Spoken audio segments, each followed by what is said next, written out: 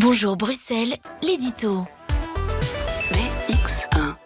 Et si vous circulez dans les rues de Bruxelles ces derniers jours, c'est une évidence. Il y a moins de voitures, moins de congestion, moins de pollution, des temps de parcours divisés par 2, moins d'annonces de radioguidage sur les radios, des automobilistes presque heureux d'être au volant, des cyclistes moins en danger lorsqu'ils croisent les automobilistes et des enfants qui respirent moins de pots d'échappement sur les trottoirs. Bref, c'est la situation quasi idyllique qu'on aimerait connaître tous les jours à Bruxelles. Je vais vous décevoir tout de suite.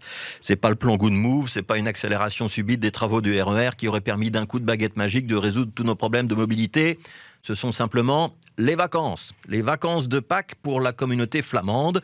Vacances qui ont donc commencé le 3 avril et qui se poursuivront jusqu'au 16. Effet immédiat constaté par tout le monde.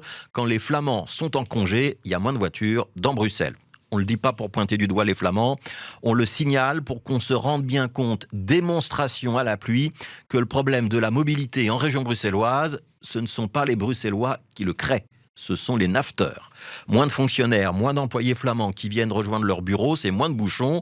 Et on aura une autre expérience palpitante à vivre début mai quand ce sera au tour des francophones d'être en vacances. On pourra vérifier à ce moment-là quand les Wallons de Wallonie ne viennent plus à Bruxelles ou qu'en tout cas ils viennent moins nombreux, que là aussi la mobilité s'améliore et que la ville respire mieux. Alors on a deux conclusions à tirer ce matin. D'abord que les Bruxellois ont finalement tout à gagner de ces vacances décalées entre francophones et néerlandophones. Pour nous à Bruxelles, c'est 2 fois plus de périodes d'accalmie sur les routes, 2 fois plus de périodes où la ville respire mieux. Alors oui, je sais, c'est très bruxello-centré comme réaction. Les parents d'élèves en immersion ou les familles qui ont un enfant dans une école francophone et néerlandophone vont hurler. C'est évidemment inconfortable lorsqu'on a un pied dans chaque communauté linguistique et on le comprend très bien. La question, c'est quand même de ne pas se laisser aveugler par son propre prisme. Quelques milliers de familles ont des difficultés avec ces nouveaux calendriers scolaires, c'est indéniable et on les comprend. Mais il faut aussi se rappeler qu'il y a 700 000 enfants dans l'enseignement francophone. On ne peut pas prendre en considération les intérêts d'un petit groupe pour négliger les avantages qui bénéficient à une très large majorité. Je referme ma parenthèse et je reviens à la circulation.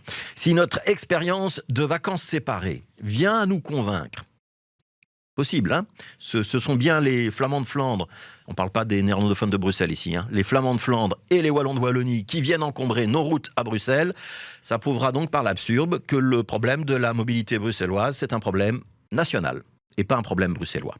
Et que Bruxelles a des raisons de se montrer mécontente de ses voisins, wallons et flamands, et aussi de l'État supérieur, l'État fédéral, qui ne font rien depuis au moins 50 ans pour résoudre ce problème. Pas de RER, pas de politique de transport en commun, une logique du tout à la voiture qui ressemble à celle du tout à l'égout. On envoie les voitures et leurs nuisances sur Bruxelles, et on récupère les nafteurs et leurs impôts pour le soir et pour le week-end. Ce je m'en foutisme wallon et flamand qui consiste donc à encombrer la capitale avec les problèmes pour en extraire les bénéfices, ça ne peut plus durer et c'est bien la raison pour laquelle le projet Smart Move, celui de la taxe intelligente, celui qui consistait à taxer l'automobiliste lorsqu'il roule, notamment à Bruxelles, même s'il habite en Flandre ou en Wallonie, ce projet-là, il faudra bien un jour ou l'autre qu'on ait le courage de le réactiver.